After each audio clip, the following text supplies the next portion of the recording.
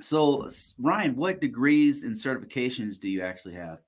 Okay, so when I was young, very young, went straight into college out of high school and had visions of chasing bad guys down the highway as a Utah Highway Patrol officer. And I thought that'd be pretty cool to drive the Mustangs and the Camaros at high speeds.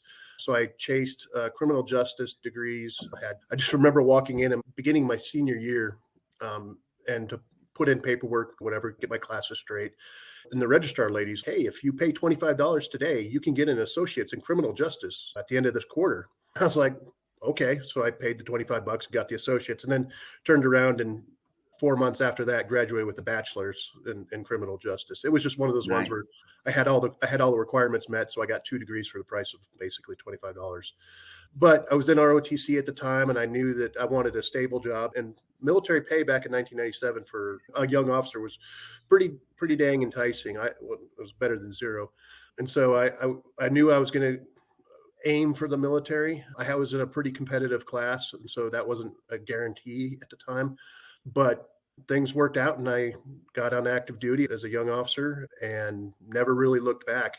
Straight into the Signal Corps, doing tactical networks and Yeah. that whole business for many years.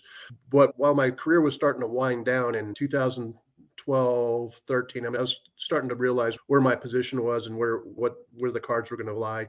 Was working on my master's of arts in information technology management. So I finished that in 2014. I retired from the military, from the Army out of 2015. And I remember going back a couple of years before that. I was a Brigade Hmm. S6. I was a senior communications officer in a logistics unit, and I kept sending my young soldiers to these certification classes. And I didn't have any idea what they were about and whatnot. And I, they kept coming back and failing. It was like one of those boot camps where you start on Yeah. Monday, and the soldier was supposed to be not, you weren't allowed to touch the soldier, you weren't allowed to task them, you weren't allowed to do anything. And they kept sending them to Net Plus and Sec Plus so they could be system admins and they could have rights and do things and get their jobs done. And they Right. kept failing. And so I said, hey, boss man, I want to run in and take one of these courses, and I want to treat it like I would treat it if I was sending one of my soldiers. And so I want to sequester myself. And so I went to and took a Net Plus in 2000 and learned a ton. And it Yeah. was surprisingly taught by an English, but that's what he did on the side for his side gig and his side hustle was teach these boot camps. Yeah. But what was astounding to me at the time was he said, okay, here's our schedule. You're going to show up every day at 8 a.m. On Monday and Tuesday, I'm going to release you at 4 p.m. And then on Wednesday, I'm going to release you at 3 p.m. But I'm going to give you an optional extra hour class at, at 3 o'clock on Wednesday that no one has to sit through.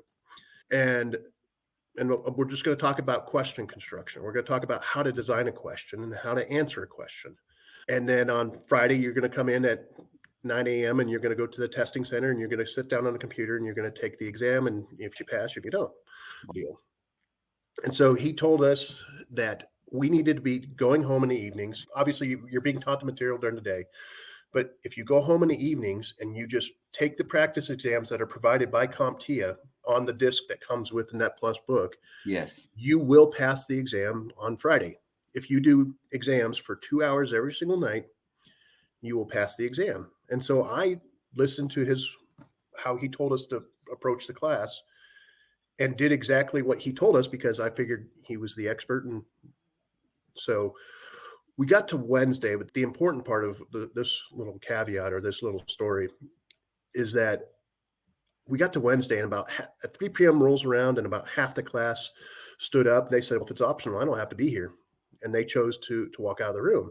And something told me I needed to sit and listen to this because like I said, I was approaching this with an open mind. And I sat there and wanted to hear what he had to say. So he had been helping CompTIA design and construct questions for probably a number of years at that point, Right. many years. He said, okay, here's who I am. I'm an English professor. I hold this master's degree, this master's degree. I've been teaching college for 25 years. I am certified in construction, question design, question. Oh, right. Yes. And so what he was doing was teaching us and teaching us how to approach questions and how to read them and Yeah. how to eliminate answers. And then at the end of the day, if you have no idea, just select B. But what it ended up being was probably one of the most useful hours of my adult life, realizing that there is an art and science to question construction, question design, and that there is an art and science to answer development. So in other words, just to back up a little bit, Yeah. he wasn't a professional in IT at all. He wasn't a Nope. network professional. He just knew how to answer questions logically. He was helping CompTIA write their exams, and he was a certified instructor. And so all he had to do at that point was learn the material, master the material, and teach it. Like any teacher who's been teaching for a very long time can probably do, is pick up the material and internalize it, learn it themselves, and then present it in a logical fashion. So if you could sum up that critical thing that you learned from that English professional who mastered taking tests, what would it be? Like, what did you learn that helped you to this day on taking tests? Slow down, read the entire question, eliminate the parts of the question that don't matter. Bobby, Susie, CEO, CFO, maybe CEO, CFO, because those are roles. Maybe just make sure to keep them straight, but eliminate information that's not necessary to the question, and then determine what the real point of what they're trying to figure out is, That's exactly and what I then did. work from eliminating the answers that you know are incorrect, so that you get down to one or two answers that you suspect are correct. That's right. That's exactly what I do. Yeah. Wow, that's incredible. So you passed the Network Plus, and then from there, what made you decide to do the Security Plus? A couple of things is that I was approaching retirement, and I was working through my master's at that time, and I owned one of the signal universities on one of the posts down south, and I didn't like own the day-to-day operations. I literally signed for the building, and I was responsible for it. And so I Gotcha. knew the guy that ran it pretty well.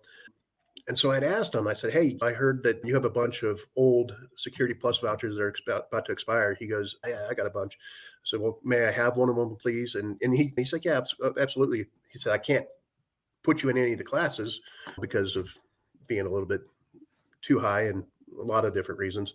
But if you study material on your own, you can have the voucher." I was like, that seems like a pretty good deal to me. And so I remember just digging into it and starting to, and this is where I developed my methodology and my approach for how to approach certifications, is by taking the material that you can find online and then fleshing it out and rewriting it into some things that you can understand, and then picking up habits that you may not normally have. Find apps for your phone. We spend 25% of our life in a line somewhere, whether it's at Walmart, whether it's at waiting for food at McDonald's or whatever, what have you. Uh, When you're waiting in line, pull out your phone and answer 1 to 2 questions or 3 questions if you can get through them. Just running through practice exams and learning what type of questions you may face for your exam. And so it's yeah, all about time management at that point. So I did pass Security Plus when I did get in to take the exam, and having the Security Plus immediately set me up for my first job outside of the military. I was interviewing with a large aerospace company in Dallas, and I happened to mention, oh yeah, by the way, I do have my Security Plus, and so I can fill an IAT role. it's a very Um, marketable certification. yeah, and so at that point, I'm now retiring from the military, Net Plus, Sec Plus, and a master's degree in Wow. information technology management. I'm very, lucky to get there, but it did take me a couple times to get a couple of courses correct and masters and getting that going. Yeah, that's incredible.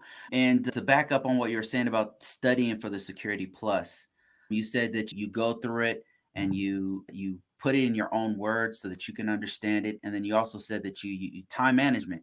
You figure out anytime that you have free time, you can crank out your phone, start reading through questions and answers.